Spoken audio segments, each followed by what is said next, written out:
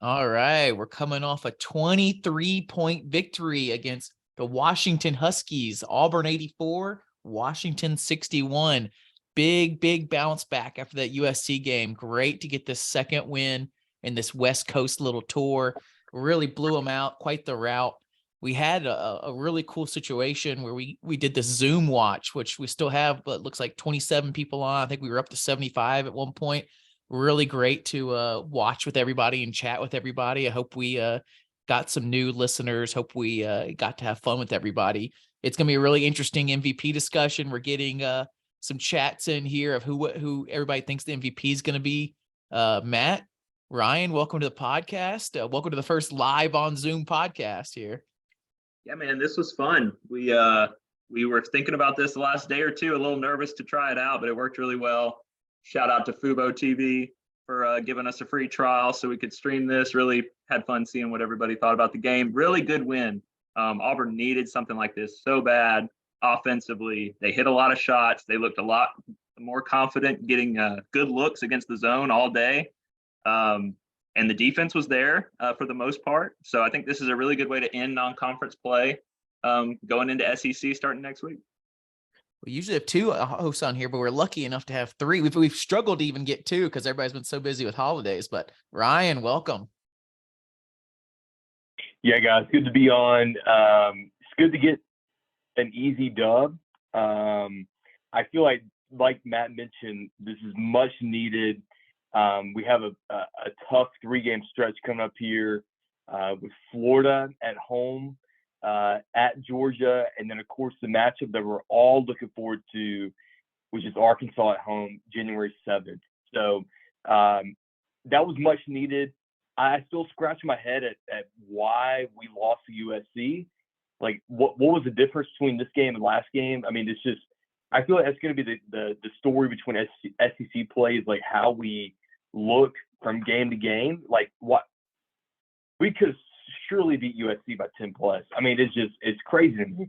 But I think we look really well. I mean, we had some great things going. We moved the ball so well in the second half. We talked about at the halftime not turning the ball over, and that was a huge key in the second half. I thought we did a really good job at that. I'm looking at this MVP discussion here. We got Josh is saying Broom. Matt saying Jalen was our best player. Didn't need him in the second. Connor saying Jalen. Cup saying it's got to be Joe Knight. Too many apples, but Simo is an efficient shooter. Love the Simo efficient shooter. We'll talk more about that for sure. I think we gave Simo, Chris Moore, an MVP earlier in the season, which is just really fun when we can give these guys that don't usually get an MVP because they work so hard out there. Yeah, that's the guys we're seeing. I think we can kind of agree that the two biggest players are Jalen and Jonai Broom. Jalen really feasted in the first half. He had a really great run where it just seemed like every other play it was him putting something in. And we talked about this at the halftime. We did a little halftime talk too, that last year Jabari Smith was the guy that really feasted on the zone and couldn't be stopped. Then it was Jalen Williams in this one. And it looked like they were trying to do the same thing with Broom, get that guy in the little space in between the zone, get a little floaters in there. At first, Brooms weren't going down, but come second half, it's the Broom show. Broom's in there getting a lot of transition dunks, getting these little floaters in there. So I don't know if it's between those two. I don't know, Matt, you have a strong, I know you know what? I do know you have a strong feeling. Jalen's your boy, so I'll be surprised if you pick Broom here. I'm predictable. Okay. I think I'm glad you pointed those three out. They all played really well in their own ways, but I think the commonality between Jalen and Janai tonight was their effectiveness in the middle of that zone. And I grew up watching a lot of Syracuse basketball, and Washington's coach was under Jim Boeheim forever. And Auburn had such a great plan to attack it. And when Jalen was in the middle, he was effective. And then when Janai would be in the middle and we would run 4 outside the 3-point line, he was effective. And when we got either one of them isolated, it was effective. So you could pick either one. I think Jalen played better defensively and was more consistent and did a little more. He only had 1 turnover and he played the most minutes. And I just think Jalen's really valuable at this point with what this team is. But you can't go wrong with either of those two guys. They both played terrific. Ryan, thoughts?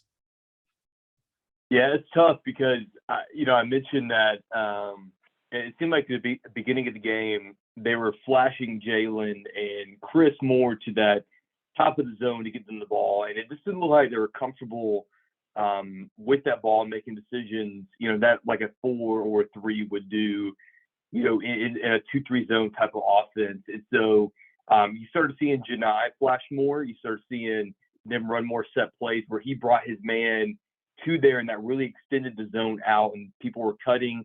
There were backdoor cuts. There were a lot more short side passes to really open the zone up more. And, so it's hard for me to say, but I think I would lean more towards Jalen just because he was so, he's 2 or 3 from the 3, 4 or 5 from free throw. You gotta give it to someone who can knock down threes and kind of break that game open. So I got to go with Jalen. Although Janai, he gets a lot of hate because he doesn't finish as well inside as we hoped he would, but he was a huge part of that game opening up, in my opinion. He ran the court. He finished at the rim on lobs, on fast break runs. He was a massive part. But in terms of someone who we needed in the first half to score, that's got to be Jalen. Well, and I just think Jalen, you add his 3-point shooting ability and his, he was 4 for 5 at the line as well. He's the one guy out of those two that has a little more versatility. But I will say Broome, he's been up and down. If Broome I've always loved Janai Broome's game. It's been a little disappointing at times as he's gotten comfortable on this team. He did a great job on their big guy, number 34, Maya. He's a good player, and Janai kind of looked him in the face and played him pretty well all night, I thought, when he was on the floor. So Jalen, if Jalen is shooting 40% from 3, that is so big for this team. I just think anytime he can, against a zone team especially, it's hard not to give it to him.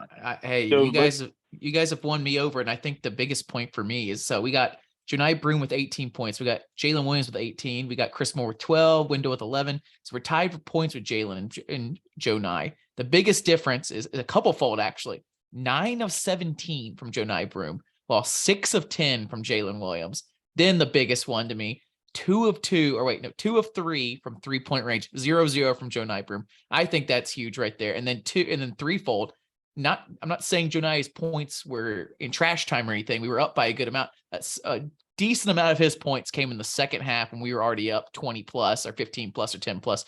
Jalen was in that thing, leading the team, and a big reason why we built that lead and a big reason why the game got blown open was because Jalen was out there eating up that zone and really making them unconfident that they could stop us in that zone. So I really got to say, Jalen led us when we needed it the most, making him the most valuable, and he was way more efficient. So thank you. Amen from Connor. Yes. So I think we can say it, guys. Matt's excited. He's pumped up. I think we could say it. MVP once again for Jalen Williams. Good for him, man. Matt predicted that this guy was going to be our guy, and I hope Seattle Jalen shows up, and I hope Cancun Jalen shows up. He has to build. Bruce has to do a better job of getting him the ball in certain sets, like calling the ball for him. It reminds me of Chuma so much. He didn't have to do that as much tonight because of the zone, but I'm telling you, when we play Florida next week, I think Jalen has to be more aggressive. He has to look for a shot. He has to keep building his confidence. He has to realize he's a huge playmaker on this team with how offensively challenged we could be at times. But every time he stacks up an 18-8 night against a quality P5 opponent, I think it's big for him. I think he's not going to control the ball, but I want teams to zone us all year, and they're probably not going to after this.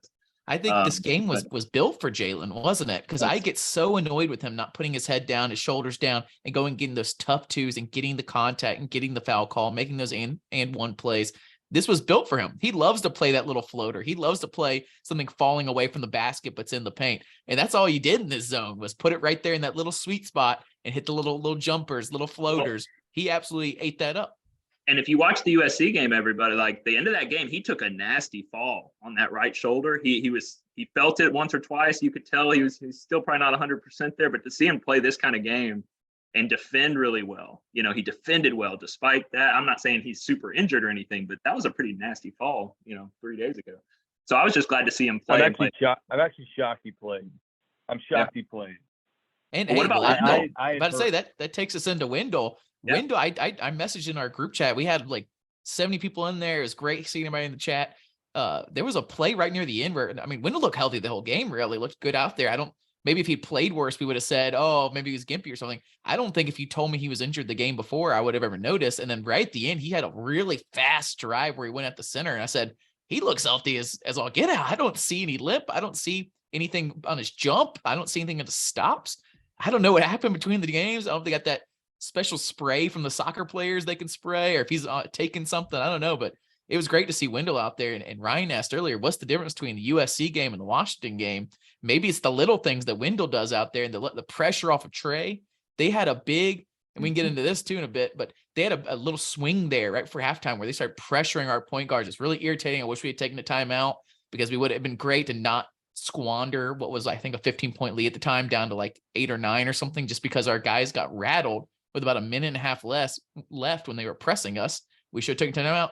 We didn't, but that's the difference right there. Wendell can break through that kind of thing. And we didn't have them last night. They could pressure all day long because we knew we couldn't throw Wendell back out there. We had to throw an emergency chance out there, an emergency zep. So Wendell's back, calms the game down, lets everybody else play the positions that they are now kind of getting into like a habit of. People are kind of knowing their spot a little more. I've talked about it all the time. When you have this many personalities, they need to know where they're supposed to be and what their job is. And when Wendell's out there, they know their job. And when Wendell's not out there, they don't know their job. I just wanted to point out, I love that Wendell got to play. Look, his stat, if you look at his stat line on the screen, it's not that great. But his presence in the second half to start the second half, we had such good offensive possessions, and he was a big key, had some assists. I think he hit a shot in there. He got to the line a good bit, and he only played 21 minutes. He only played half the game, which is exactly what you want to see. Now we get a week off. So hopefully I agree, he looked good. But I love to see his control of the offense, like you said, and that he didn't have to. This was not a heavy minutes game for him, and it wasn't a high stress game for him either. It was a zone. He was able to kind of pick his spots in it. Hopefully that'll pay dividends moving forward. Another great thing I liked, and then I'll throw it back to you, Ryan, is Wendell had a lot of bounce back moments in this game. He had a time where he had 2 open threes in a row. He shot a wide open 3, missed it off the iron. Got somebody on our team, got the rebound, threw it right back out to an open window, missed it again. That sucks. You're afraid he wasn't going to shoot another 3. What was going to be the issue? Another possession or 2 later, he takes that ball and says, screw it, I'm going to go get the old fashioned way. Drives the ball, gets the foul, gets the aim one, hits the free throw, gets the 3 the hard way. Just love to see him bounce back that way when there could be an issue where he can say, oh, I'm a little hurt. Oh, I'm a little slow. Oh no, it's another night again like this. And then later in the game too, gets another open 3 look in the second half, drains it. Love to see that every time something happened where you were afraid maybe he would be like, oh no, it's going to be one of those nights. Oh no, I'm not fully healthy. He just went right back at it and kept going because he's a baller. I love Wendell. We've talked, I've talked on this pod many times about the downfalls of Wendell, but he's a baller and I love watching him play. And I hope he just keeps going like this. I hope come SEC play, come big guards, come big teams, he keeps thriving. Ryan, thoughts on Wendell? Anything you see on the stat sheet you want to talk about? Yeah, I mean, he was the best point guard on the floor tonight, and he should be almost every other night that we play. He's going to be key coming up here soon. He had so much control today. He had so much, ability to get to the lane, which is huge when you play a 2-3 zone. He did that on his own without any screens. And when there was a ball screen, it was in transition with Cardwell or Broom at the right past half court. So it wasn't really anything in the half court set that you would see him get a screen. He was making all his moves through the way that the ball moved around the court, and he was able to get to the paint really easily. A few things here. So looking at Washington's schedule, they beat Colorado, they beat St. Mary's, they beat Oregon State. They have some pretty good wins. They played really well, or they lost to Oregon State by 1. Played really well against Gonzaga in the first half, and then blew it in the second half. So they're not a bad team. I just think that we got the better of them tonight, and I hope that we're getting right before play against Florida, which is going to be key because you want to see your big guys get well, because we all know who's on Florida that gives us trouble. That's Colin Castleton, who gave Walker Kessler trouble every single game last year, and who's going to give I feel like Janai trouble to a certain extent. But look, if Janai can play well, if Cardwell, I saw your post, Matt. I don't know if Cardwell is hurt or not, but his minutes have gone down less and less. Either they're trying to get Janai more, get him more comfortable, or something's going on with Cardwell. But he's or I don't know. It's definitely interesting. You've seen there's been a decline the past few games, that's for sure. Shout out to Cup. He's the one that brought that up. Cup, I don't know if you have a real name on here. I think you said you got shouted out before. Let us know what that is. Yeah, bring up the Cardwell, and also bring up that he believes Wendell got stepped on the top of his foot, and that might be the difference between an ankle injury and getting stepped on the top of his foot and why it came back so quickly. We can talk more about Cardwell in a minute. The one last guy I want to talk about from these just like early stat sheet looking kind of things before we get into the stats, before we get into the deeper roster, is Chris Moore. Chris Moore has been crazy efficient. He started this game like lightning in a bottle. His name was getting called constantly. He was going in and out constantly. He made an amazing drive early where he kicked it out to an open window, I believe, or some sort of other open 3-point shooter. That was just a great pass. I don't think we hit it, but it was just great to see Chris Moore stirring it up when he's usually the guy we kind of rely on to be kind of quiet, play great defense, clean up some offensive rebounds and put them back. And it was really cool to see him kind of stirring that drink out there. And he's also shooting like 60+% from three now. He was 2 of 2 tonight. He's kind of doing what Zepp did last year, where he hits the open three every time. Do your job. That's what we've been talking about. If this team does their job, plays within themselves, we win a lot of games because this team has enough good dudes or okay dudes. We don't have a lot of great dudes. We don't have a Jabari Smith or Walker Kessler. We have a lot of guys that can do their job. And if everybody's doing their job, we can have a great time. And Chris Moore is kind of like leading the team. And they say he leads the team a lot in the locker room. Well, now he's kind of leading on the court a bit of the do your job mentality. Well, and I think I mentioned this in our preseason episode, but Chris Moore reminds me a lot of Anthony McLemore. Like, does the right things, is going to be a 4-year guy, is going to improve each year, maybe even every single game, and is very efficient. Like when you need something in terms of a defensive stop or an offensive basket, like he may be your guy. And he has been the most consistent player that we've had this year. Look at that stat line. I mean, he almost shot 100% from the floor, like you mentioned. And I feel like he's going to be just a guy who's going to be there every single game, every single year till he graduates and is a huge part of the team. We saw this even last year when he was in the corner, he made his shots. When it was a ball that was rotated to him, when it was a drive and a kick, when it was the zone, and he got that ball in the corner, he was making that 3-pointer. I agree with you, Jackson. He's a very key part of this team. I think he's going to be key in SC play when we get even more physical matchups coming here forward. Well, and what about, how many nights so far this year? Auburn's 10-2 now, 12 games. How many nights has Chris Moore outplayed Allen Flanigan? They're playing the same spot. We were literally talking about if Allen Flanigan could elevate us last game. I still don't know if Chris Moore can elevate us or not, but if you can play a game like this and keep hitting even a 30+% from three and keep doing the little things right, that's where we want them. That's where we need them. Well, and that's all we need. Like, I think in a way with this team, Chris kind of fits what we need at that spot. He can stretch the floor. He's really worked on improving that 3-point shot. He's been really good at the free throw line. He's been tough inside and hit. It looks like he's bulked up a little bit. He's a little more comfortable against size. I just think he is the kind of guy like Zepp that you don't have to run stuff for.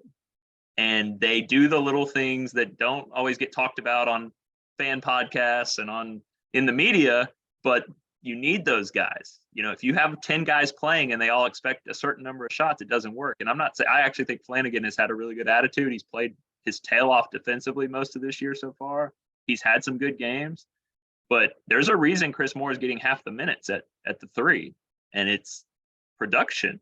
I mean, you can, I don't know. And I don't want to make this another Allen Flanigan thing. We need him. He's in a part of this team. I guarantee you he's going to have some games in SEC play where he makes some big plays down the stretch for us. He's super athletic. He's a great defender. But Let's not make it an Alligator Flanagan thing. We've talked about Alan Flanagan so much. I want to move on to how great the stats are in this one. Amazing stats, man. I knew we were shooting good from three, but I didn't realize how good from three we were shooting. 47% from three. Maybe that's the difference right there. I think like it didn't feel like that was the difference. It felt like it was that middle of the zone hitting this little floaters from Jalen and Jonai, but 47% from three opens up a lot of that kind of stuff. And there's a lot of shots in that three, that make a difference that we shot up and they don't go in. The game's different. Shocking to me that we only shot 17 3-pointers against a 2-3 zone the whole game. Like I'm reading that and my mind's blown because Matt, you mentioned you watched a lot of Syracuse basketball. I'm a big East old school guy watching Georgetown, Syracuse. Like Jackson, do not say a single word about Georgetown. But they teams shoot so many 3-pointers in 2-3 zone because they settle. All the people that hate on Bruce, hate on his coaching, hate on this team, look, they were coached perfectly tonight. They had a great game plan, executed it. They had so many open shots in the middle of the floor, did not have to take any terrible threes. That is what I like to see. That is awesome. I love that. 17 3-pointers against a 2-3 zone team is amazing. And here is the cool part. You're absolutely right. It's a great thing to point out. 17 threes. I guarantee you half of those came off of Janai Broom isolations inside or Jalen in the middle. So we really did. I mean, I have been sometimes hard on Bruce's staff at times on the offensive strategy side. I don't think that's necessarily always our strength. But today, in a game, and Jackson, how many times have we talked about over the years, not just this year, like, man, shooting on the road sometimes is just such an adventure, it feels like, with this team. And this is 2 games in a row. Now, we turned it over 23 times against USC, and Wendell was hurt and all this stuff. But, like, it's really, really encouraging to me that we would shoot 55% from the field against a team that has a very good defense. I don't know if you saw the stat. Washington's great against the three, defending it. We shoot 47% from three, and then we turn it over 3 times in the second half, like Ryan pointed out earlier. Like, really good offensive performance. It's like we figured them out throughout the whole game. And by the end of the game, I mean, we were just throwing darts. I mean, just getting what we wanted. Sure, part of that was the game was out of hand, but just really impressed with the offensive approach for sure. Maybe it's a personnel thing too, that we have a Jonai Broom, we have a Jalen Williams on this team. We had a Jabari Smith last year, but I remember some really frustrating years too, where we passed that ball in a zone around the circle, all the way back around the circle till about we had about 3 seconds left in the shot clock. We just jack up a contested three every time. We moved. I think we did that 3 times today. Yeah, and that's going to happen even if you don't play the zone. So it's just really great to see us really working the ball. And I think part of that, I've talked about it. Jonai had a really great alley-oop that Wendell kind of underthrew a bit, and Jonai went and grabbed it and put it in there. The hands on Jonai is really underrated. I think last year we were really blown away with Walker Kessler's hands. I think it all comes back to our really bad days with Austin Wiley's hands and how hard it was for us to get him the ball. We didn't know how to do it. He didn't know how to catch it. Now we have a combination of we know how to make that pass and we have a guy that can catch it. But if we want to move on to the next stat, that I was about to just gush on these stats altogether, because, man, if you win the 3-point shooting percentage, if you win the turnover battle, if you win the rebounds, you're not going to lose. And we didn't win the turnover battle, but we tied it up 14-14, and we killed them in rebounds 42-25. How about that when we had our rebounding struggles? 42-25. Amazing. It's just really great to see our guys figuring it out and gush on the rebounds, but also talk about how is the theory that the block party is slowed down in to go get those rebounds, or is it just not happening? Are we not getting the blocks? Is it like, does it matter at all? Is this related at all? I don't think it's related. I think they're 2 different things. First of all, we attacked them. Zones are vulnerable to rebounding, and we offensive rebounded really well, 11-6. I actually felt like we should have had more, honestly. But the blocks, I really think the book is kind of, we've led the nation. We're leading the nation this year. We led the nation last year. We only had 2 tonight. I really think the book is getting out on us defensively a little bit on, hey. Film is out. Yep, I agree. Yeah, like don't force it, basically. Now, last year the film was out. I mean, you're probably about to say it. Last year the film was out. We were still going to get them. So I hope we can still go get them. And I think we will. But the great part about this, if you're an Auburn person, is like if teams are actively game planning around our blocks, that's almost as effective, because if you start getting in guys' heads where they're not, I didn't feel like Washington aggressively attacked us too much, other than a couple possessions where we gave up a drive on the perimeter a little too easy. That's almost just as good as the blocks. It's not as fun for the bees and the numbers and leading the country, but it has a similar effect. So I think we'll still get plenty of blocks, man. Jalen's great. He's, for his size, he's a really good shot blocker. Broome and Cardwell, we know what we've got. Chris Moore's blocked some weak side. Like, our help defense tonight, I was going to point that out. Our help defense was way better than it has been the last few games. Another interesting thing, we go ahead, Ryan. Well, I just to piggyback off of Matt there, I think foul calls are a little high too on us, and I think that has a lot to do with our aggressiveness when it comes to going after a block, and just honestly, I agree with Matt completely. Like, the film's out. Look, like, we have a little bit of different personnel. Like, Janai is a good shot blocker, but he's not a Kessler. Like, Kessler could just block it no matter what. Like, he was a sea unicorn. He's doing that in the NBA now. We don't have that anymore. So we have more strategic with that. And, I'm actually, one of the things I'm going to be watching next few games is Cardwell minutes and SEC play, because I'm fascinated by that, because his offensive production without the ball in his hands is he's just trying to get an offensive rebound and a putback or an alley-oop, whereas we're so much better offensively with Janai in there. And if he fouls less, he's going to get way more minutes. And you saw that tonight, how effective he is with the ball in his hands and even without the ball in his hands. So I think that's a huge key, because 28 and 12, 28 minutes for Broome, 12 for Cardwell. And that's crazy. That's what Kessler did last year. Kessler was playing 28 or 30 minutes a game. I don't expect that. I still think that's a little odd, but here's the one thing it might signal to us as fans. I really think they view Broome as one of those guys that they've got to get this kind of game out of if this team is going to win a bunch of games. And maybe they're, kind of leaning that way, getting Janai going. That's so funny. Well, we talked about the pod that I wanted more chance minutes, more Johan. We were like, no, you don't want to push it. And now we're saying they might be doing that with Broome. I don't know either. That might be correct. It's just irritating that it went that way. And I think we've seen with Chance Johan that maybe Broome's showing flashes, so they have to push it, and Chance and Johan wasn't. I just find it hilarious. People forget that Broome was hurt for like the first however many games. Like, he had that foot injury.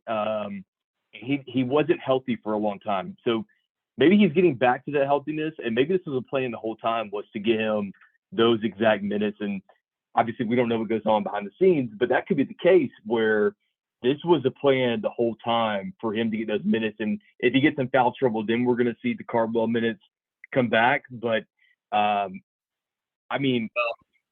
is way better offensively than Cardwell. I mean, that's but I think you're underrating Cardwell just a little bit. I think in his third year, he's looking a little more like proficient on offense. He's not just looking for the offensive rebounds like he was in his second year. His third year, he can go get nothing great. We're not working the ball to him or anything like that. But when it gets to him, he can make a little move. I think he's getting better every year. I think why we thought there'd be more of a platoon issue with him and Janai is because Cardwell has improved some. And Janai was not really like showing that star power we thought he was. So you might be right. Maybe we're pushing Janai, but I don't know. Cardwell didn't look like it's that big of an issue. I think Cardwell's been playing pretty efficiently. Well, Cardwell has great hands. He has the best hands out of any big man, way better than Wiley. I mean, that's improved every single year. But I think we all have a game in Israel where he showed some offensive moves, and we still have it in the back of our head, because I have not seen that this year. He's not had a bat in the basket play. That whole Israel trip is in the back of our head. And I get it. It was amazing. And we all saw his hook shots and spin moves, but he hasn't done that this year yet. I think we've seen some hook shots, and we definitely saw a jump shot like 2 games ago. And his alley-oop game has really been there great. He's really athletic guy that was really going up and getting those. It seemed to have good chemistry with Wendell and maybe Trey. I know we've seen less Trey. I think someone brought up in the comments that they wondered if Trey and Broom have really good chemistry or how Trey's chemistry are with these guys. But either way, the alley-oops are there for these two guys. The difference, you're right, maybe some of Broom's like back down moves, but I don't think Cardwell's playing bad enough to play like 10-minute games. He's averaging like 10 minutes over the last couple games. No, and that's why I mentioned maybe earlier that there could be some type of injury or they traveled a lot to the West Coast that could have a factor. But listen, we're going to need both of them against Castleton. I mean, that he's been our kryptonite the past 2 years. So that'll be something to watch right there for sure. Look, yeah, I think y'all are both right. By the way, I see both sides of that. I think Janai is just so much more of a skilled offensive player, and clearly we need offensive weapons. Like, if this was the Final Four team with all those shooters, Cardwell would be a perfect fit, but it's not. And I think they know we need Janai Broom's versatility offensively. Having said that, you know, if you were watching with our Zoom, I kind of got lucky and called when Cardwell came in. I was like, all right, it feels like a moment where we need these Cardwell moments to really unlock the energy, the defense, the assist, the dunk. Like, and I personally, I think he should play a little more. And I think he's more explosive than Broom is. But I still think Broom should start. I think Broom should finish, especially if we're down and need points. I'll be really interested the next time we're in a close game. It happened earlier this year where we put Cardwell in as our defensive kind of specialist. If we are, you know, at the last second possession, we got to have a stop. I still think I would play Cardwell over Broom in that case. I think we need both, and they both do very different things. Whereas in Pat, it reminds me of the McLemore Wiley year, where there's such different players. It's obviously not that extreme, but I really think we need what both players bring, and it makes me a little nervous seeing Cardwell play 10 or 12 minutes a game. We had some really fun minutes where they really blew the doors off of Washington and made this and put an exclamation point on this game. And it was Cardwell, KD, and Trey Donaldson out there. And the defense was turned up, and it was right about the entire chat. There's tons of people in there. The chat was saying, we need some energy from KD and Dylan right here. We have kind of a quiet Dylan game, a quiet KD game. And they just blew the doors off. We were going in the chat saying, there he is. There he is. Because it was just back to back to back, like steals and transition dunks and KD making moves out there, Trey Donaldson. And you could tell they were having fun out there. There was a really fun little moment where they were doing that, and they called a timeout. And I think it was like Trey, Cardwell, and KD all like in a kind of circle together, like giving each other high fives and flexing. Each one of them was like, KD, I think, made a really great pass to Cardwell where he dunked it, and they both were just flexing next to each other. And I was thinking, man, the energy of these two guys, like if you ever watch like Dragon Ball Z or something, you could like see the energy lines coming off of them. It's just super fun to watch, like the second rotation of guys just bring that energy. And by the end of the game, maybe it was because there was a blowout, maybe because it was a blowout, maybe it was because of our platoon of guys, but the energy was all ours, and we were still at 10 out of 10, and they were at 2 out of 10. That's what blew the game open. That's what we have to be if we want to be a good team that can hang with some of these top teams. Again, we talked about it. It's got to be the depth, it's got to be the defense, and it has to be consistent. And I personally haven't seen the same Auburn kind of energy swagger thing the last few weeks. I don't know what that is. I don't know if that was stuff happening off the court, some not playing well offensively, people just not feeling like they're getting their points, their shots, whatever. But I just felt like everything about tonight's game, if I could have drawn up a game to give us some good vibes heading into this gauntlet, we're about to play 19 straight Power 5 games, 18 conference games, plus West Virginia on the road, plus the SEC tournament, all that. Like, this is the way we need to send it off. We needed the good vibes. We needed the energy, and the defense quietly. We've talked a lot about our offense and hitting shots. I did not see many just breakdowns and bad defensive plays tonight. And that's what we've got to hang our hat on. We talked last game, 70 points. Can we hold teams under 70? We could have had this team in the low 50s if we had really needed to. I want to push the show here for Ryan. Pick your poison on the freshmen. Each one of the freshmen are kind of guys we're checking in on to see where they're at and what they're up to. Who do you think you want to talk about the most of the three? I'll talk about Chance. So Man, what a conundrum, huh? With Chance. Uh, I think him getting in at the very end there to get a basket and get kind of the ball in his hands was key.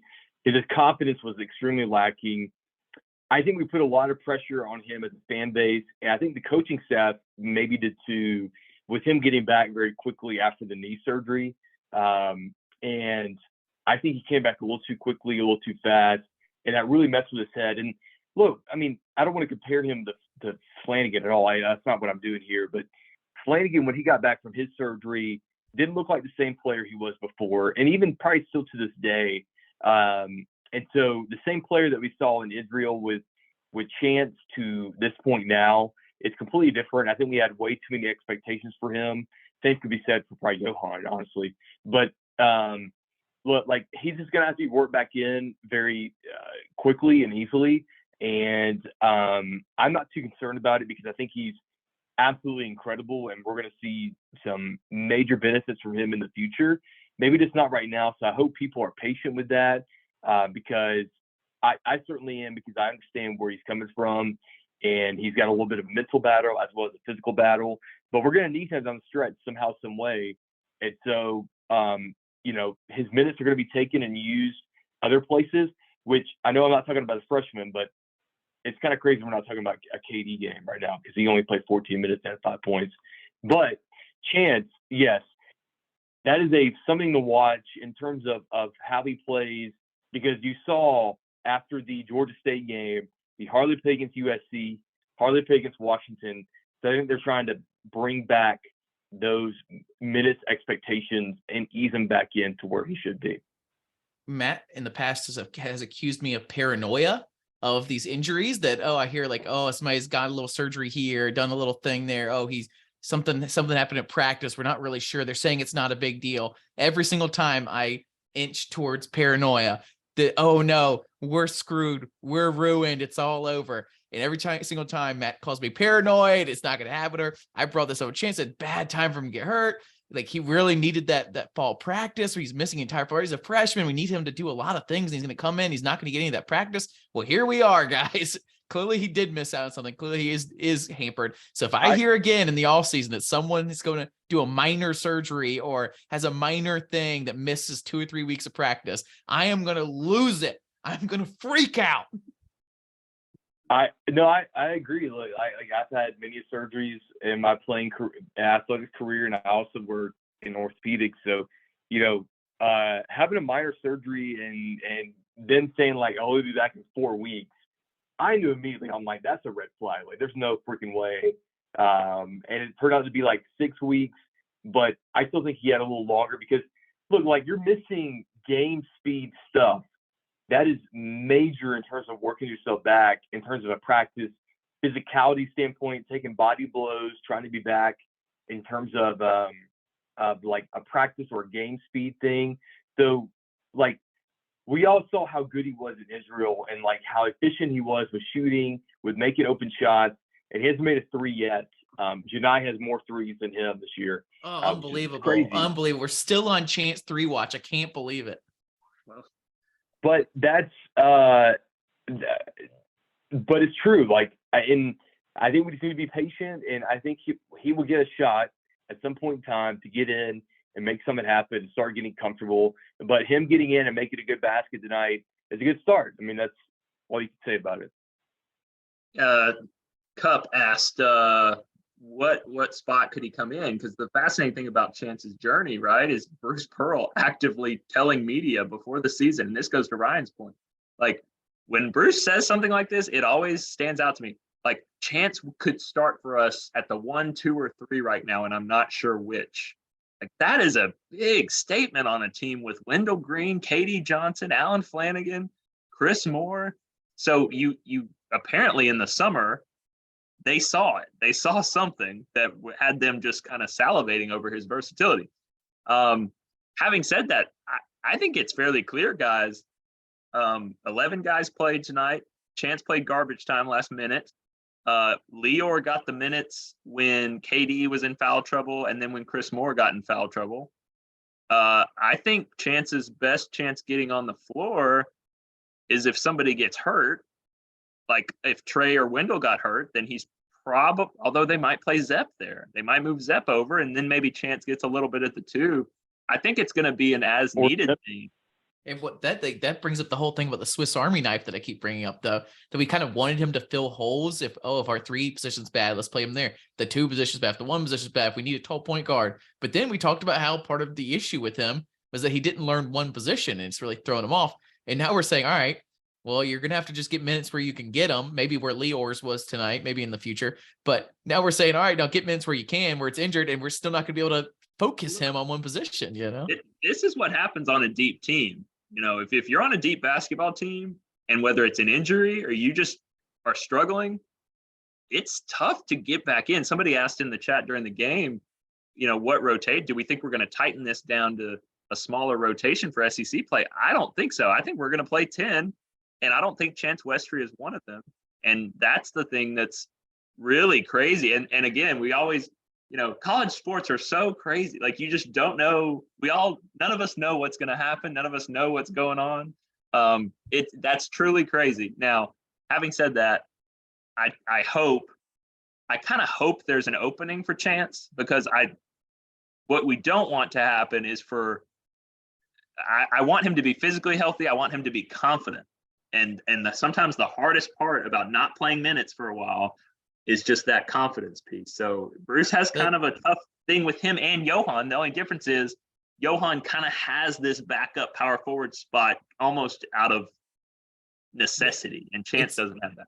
Super interesting. They played Lior tonight, played Lior 2 different, possessions or rotations. It was very interesting that why is Lior all of a sudden coming back in during this? Clearly it's like a thing. We did not want to play Chance at all. Like, that would be perfect for Chance. And we said, we didn't want to play in the USC game. He got rocked in the USC game for 2 turnovers immediately. And then this game, we said, no, we're playing Lior in that same position. So it's just super interesting that it was, you guys talk about Flanagan, and yes, the injury kind of thing is Flanagan. I worry about a Turbo Jones situation, which, shout out Turbo. He's doing all right at South Alabama, but he came in, had mental issues to start. Storman is shaking his head, but I'm afraid if you threw him out there, he could break mentally. Yeah. No, we've already seen him go in there and make some good stuff already happen, like at spurts like that. I don't think that's the thing at all. I think they just don't know where to play him yet. Trey has progressed far beyond what anybody else expected, which is where he was getting those minutes ahead of time. Yep. Whenever Chance got in, it was at the 1. And so I just don't think they know where to play him yet. And that's what they're trying to figure out. Lior is a better shooter currently. That's why he probably got the minutes tonight against his own defensive team. But if anybody was to progress farther and get those minutes, it would be Chance over Lior at a certain point once that confidence comes back. But yeah, I think that's probably why. Absolutely. And Trey, look, credit to Trey Donaldson, man. Like, I don't think any of us really thought he was going to play a ton, but I loved having him as an option if something happened. And guess what? Something happened. And Trey so far has kicked the door down. And he said, I am the backup point guard. I will play on this team. And not only that, I'm going to play a point guard style that is unique and different from Wendell's and become really valuable. Now, we'll see over the next few weeks how he handles conference play. But we haven't talked about this. 18 minutes tonight. He took 2 shots, which is great. 4 rebounds, 7 assists, 1 turnover in 18 minutes. Like, led the team. Terrific. Like, in a season that's been kind of, we don't know if we've quite seen the team that we wanted to see. A big bright spot is Trey Donaldson, and it's not as much about Chance. I agree with Ryan. I think this is about Trey saying, I got my opportunity, and good luck getting me off this court the way I'm playing right now. Trey absolutely grabbed these minutes by the horns. He grabbed that bull by the horns and said, this is my position now. And so refreshing after we saw Chance and Johan just really just fading away because they're not going after, they're not being aggressive, they're not playing their style, they're tentative and they're not sure where they need to be. And then Trey goes out there and just freaking takes the minutes. And that's what I've been hoping for so much from Johan and Chance, and Trey's the one that pulled it off, and great for him and absolutely amazing for him when he looked like it was done for him in the season. It looked like when Chance came back, he was done. He was going to sit the rest of the year for the most part, other than garbage time minutes, and he waited patiently. he got his shot and he absolutely took it. I feel like that's like an inspirational college basketball thing that we don't always get these days. And it's really fun to watch. And that's why we follow these teams. And if you try to tell this story to outside fan bases or even someone that doesn't pay attention to basketball, whatever, the backup point guard played a little bit and then he didn't work. But if you're watching every single game, great on this young kid here. Really cool to see him grab the horns, you know? And that kind of brings up like our third guy, you know, let Ryan Norman Storman pick his poison there. He went with Chance. Now we talked about Trey. Now we're on to Johan, the French, what I wish was a French legend, what I wish was a French fantastic player, but he's really just a French fader. He's faded away. He's not doing anything out there. It's been super annoying. I even said it in the chat and I said it early in the game. Man, just go grab some points. Go be aggressive.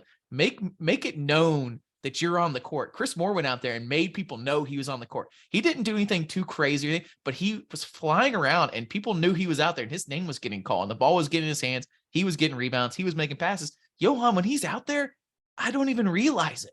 His name's never called. He's hanging out in the corner somewhere. It just sucks because clearly he's very athletic. We saw how athletic he is, and we really want to see more glimpses out of him. And now we're going into SEC play, and it's probably on the most down note he's been on the entire time, to where you're just wondering what's his role on this team. And he's the backup for Jalen. Let's see how many minutes he played. He might got the minutes here. 10 minutes, and it's just getting worse. And somebody's got to come in for Jalen after, so he's going to keep getting those minutes. But I don't know if people start shaking things up because he hasn't done anything. It's both, right? He's struggled, but he kind of has a spot, and he hasn't been out like Chance was. So he's held on to that backup spot. But and Jalen's just playing way better. I mean, if Jalen's playing like this, he's going to play 25 to 30 minutes a game, and Johan's going to get when he needs a rest, and that's cool. Like that's fine. That's what Jalen had to do for Jabari last year. But I will say today, give Johan a little grace. Somebody in the chat was talking about we want him to be more aggressive. We want him to, run down the court and dunk and stuff. Today, it looked like to me on offense, when he was in, they wanted him to play a stretch four and play Broom at that 5 spot or Cardwell, whoever inside to break that zone. So if he was hovering out there today, he maybe gets a little bit of a pass because of the scouting report. But overall, you're right. Now, is it valuable that he can step out and hit that 3 and look pretty good doing it? Absolutely. But I do want to see more around the rim from him. But sometimes that's the thing that's hardest to see from young players.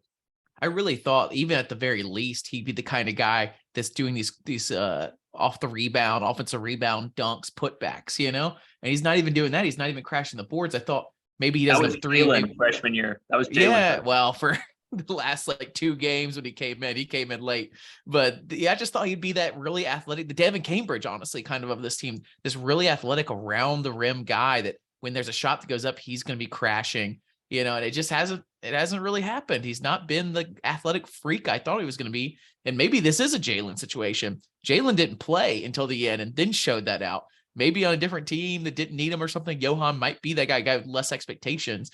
Might have been that guy that hovers on the bench for a while and comes in and looks really athletic, but you're surprised because he's just a guy that never played, I'm looking at his stats here to see what he's from 3.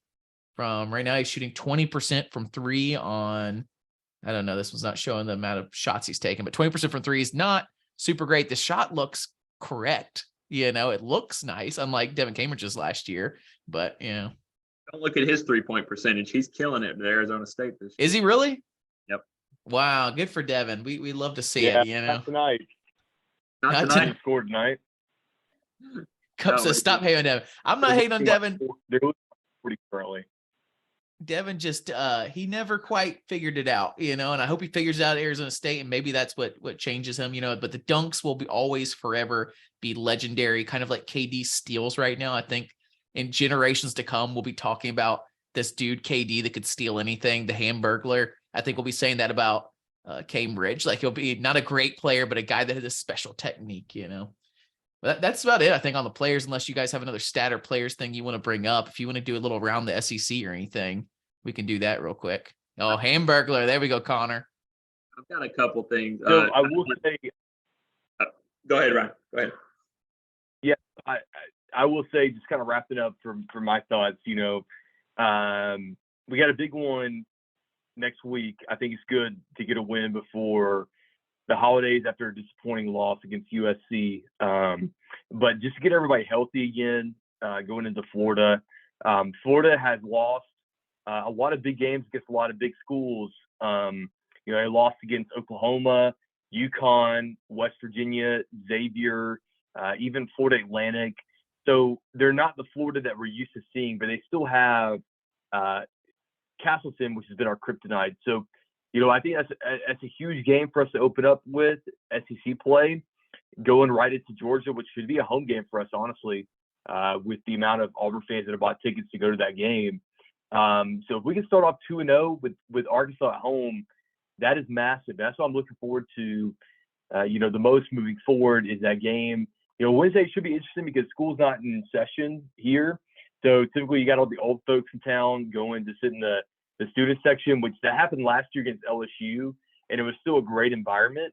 So I'm hoping for a good environment against Florida. I'll be there, hoping for a good showing by our guys with, just a good confidence booster against Washington, which, is a Pac-12 school on the road, which in the past, no matter what school we played on the road, we always struggled shooting, doing whatever. We always struggled. And it's just good to see maybe this team kind of finding something chemistry-wise or, play-wise to get us kind of going before a big, tough stretch here of good opponents in the SEC. Shout out to the Auburn alums in the Seattle area. It's always amazing and so much fun to hear away game fans, the Auburn away games fans chanting, doing the AU free throw, doing it's great to be an Auburn Tiger at the end, making noise in there. And Matt was talking about in the USC one, also shout out to the LA Auburn Club. The opposing player went and shushed the other team, shushed our fans as if he was at an away game, shushing the fans because we had so many fans there. Loving our away game fans. There's the joke going around that it's cheaper to fly to Seattle or LA and watch these games than it is to go to home game. And that's true. And the next one in Florida, man, it's a week from now. So we have a little time to rest up. We're hoping to do some sort of SEC preview, potentially, maybe something with, some sort of guest, a coach or a player or something on to do that. So listen out for that. We'll be in Nashville or I'll be in the South. Typically I'm in New York with the New York Auburn Club. So there's a chance me and Matt might do something in Nashville together at a bar or something. So we'll throw it out there. And if you guys want to, we really enjoyed doing the chat with a ton of people tonight. And if there's people in the Nashville area that want to get together and grab some beers and watch, Connor, Nash Vegas Watch Bar. I don't know if you're a Nashville guy, but you've stuck around the chat longer than everybody else. Let's get some beers. Let's go out on Broadway. Let's do a whole thing. Let's go do Santa's karaoke or Fran's, man. Nashville's my old stomping ground. So that'll be pretty fun. Hopefully we'll do something with Bandy maybe too in a little bit. But y'all guys want to do SEC around the SEC, or Matt, you want to talk about Florida? Or let me do my stat wrap up real quick on this. I just think there's a couple things you need to point out if you're watching for stuff with this team. First of all, everybody scored who played, which is always cool. 12 guys played, 12 guys scored. 22 assists. I'm trying to remember the last time we had 22 assists in a basketball game. Our offense usually is not that conducive to that. I'm sure we have recently. Great to see that number. We talked about the turnovers. We won the rebounding. How about 12 fast break points? Great to see us get out and run and be aggressive. Get out of neutral like it feels like we've been stuck in. And ultimately, tonight showed me a lot. I'm just really happy with the win. I totally agree with what Ryan said. Like, if you're going to be in that arena on Wednesday, I hope everybody understands our schedule is backloaded. So we really can get off to a good start in conference play and hang around in the race, even if we're not playing that great. So getting that first one at home, defending home court, we won every game at home last year. We haven't lost at home this year. Really got to come out and kind of make a statement against Bruce's guy, the new coach at Florida. What's his name? Golden, right? Todd Golden. Yeah, we got to hold home court, guys. This, like we've been talking about on this podcast, we might lose every away game. I don't think we're gonna lose every away game. I think, like Ryan said, that Georgia game is basically gonna be a home game, but we got to win at home. We've got to get that extra 5 to 10 point bump from Neville Arena. Like, it's a big deal. And I think it's super interesting they allow the older people in the student section. I miss the student section. I miss going to this stuff. Use that. Like, if you're going to sit in the student section, embrace it. Act like a student. Act wild. That's like your job, right? No one's going to judge you for acting crazy. Get in there, act crazy, pretend you're a kid. Go get some $2 whiskey and Cokes from the vault or from Bodega or wherever, and get down there and have a good time. I think we could talk next about around the SEC. I don't know if you can pull that up, man. I'm having struggling finding scores here, but I know there was a big massacre yesterday. Oh, I think I got the scores pulled up over here. There was a massacre yesterday in the SEC. Wofford beats Texas A&M, a ranked Texas A&M, right? Or started the season ranked. They were playing well. I remember they were picked to do well because they almost made the tournament last year from the SEC tournament. And they went down to Wofford 67-62. Ole Miss goes down to our brothers in North Alabama from Florence, Alabama, 66-65. North Alabama takes down Ole Miss. Then undefeated Mississippi State goes down to Drake, 58-52. Undefeated Mississippi State, number 15 team, only scores 52 points against Drake. And then Alabama won against some stinky team.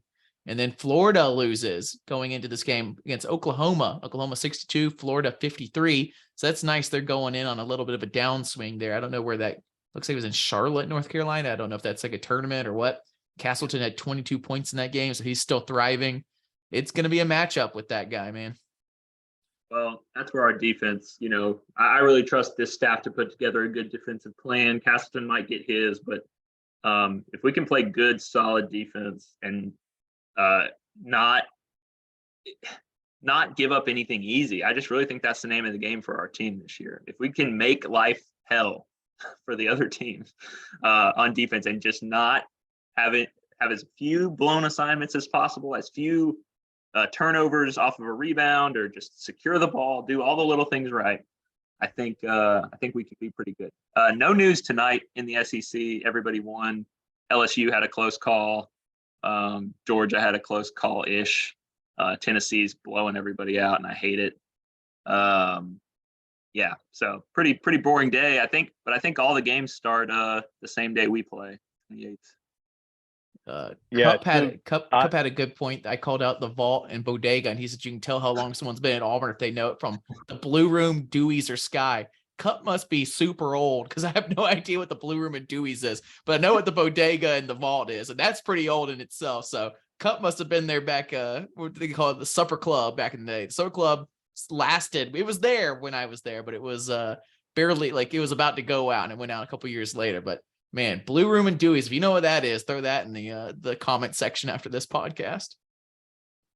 Yeah, I've got two things here that I have to drop, guys. But number one, there's 2 new bars going in downtown called the Session and the Saloon. So to get used to those 2. And then, yeah, so I truly, even though we've lost 2 and everybody's kind of freaking out here on the message boards and stuff saying Auburn basketball's dropping, lost 2 games. Like, give me a break, guys. Like, we're defending SEC champions. Shut up. Like, get a grip. We're still probably going to finish top 5 in this league. Like, we're still a top 5 team, maybe top 4. It could be even higher depending on what happens. But these teams losing and losing its inferior opponents just gives me reassurance that we're still there and we're still going to do fine, moving forward. And look, some of these teams have dropped games all throughout the country.